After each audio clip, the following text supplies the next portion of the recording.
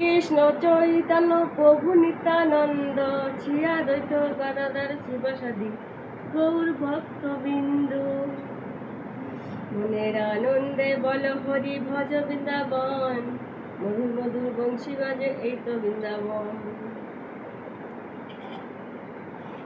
হরে কৃষ্ণ কৃষ্ণ কৃষ্ণ হরে হরে হরে রাম রাম রাম হরে হরে।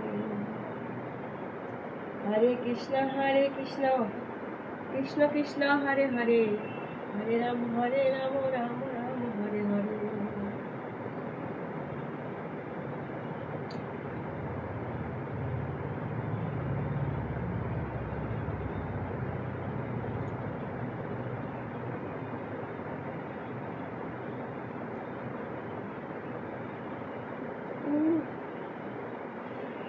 তো এত গরম পড়েছে বন্ধুরা, কি আর বলবো তোমাদেরকে।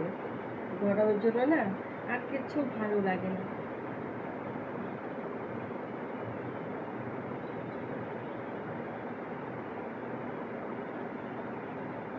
তো তোমাদের কেমন গরম লাগছে বলো তো? তোমাদের ওখানে কি গরমটা কমেছে না কমেনি, না এখনো গরম আছে? সব বন্ধুদেরকে বলছি সবাই একটু কমেন্টে জানাবে তোমাদের ওখানে কেমন গরম আছে।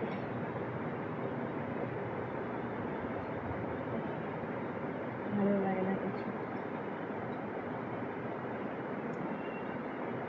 আর গরমের জন্য দেখছো তো আমার কি হাল হয়ে গেছে, আমার মুখগুলো একদম কালো হয়ে গেছে।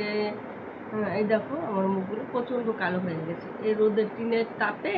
আমাদের টিনের ছাপড়া ঘর তো, এই টিনের তাপে মুখটা প্রচণ্ড কালো হয়ে গেছে। সারাদিন না অনেক অনেক কষ্ট হয় আমার এই রোদের মধ্যে থাকতে।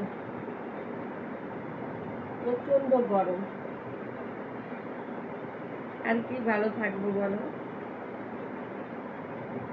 হাত ফুট সব কালা হয়ে গেছে গরমে, মনে হচ্ছে কি আদিবাসী হয়ে গেছে।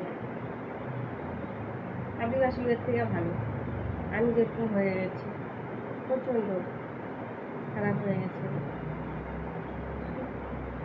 যাই হোক বন্ধুরা, তোমরা ভালো থেকো, সুস্থ থেকো, ভালো ভালো ভিডিও বানাও, ভালো থেকো সবাই।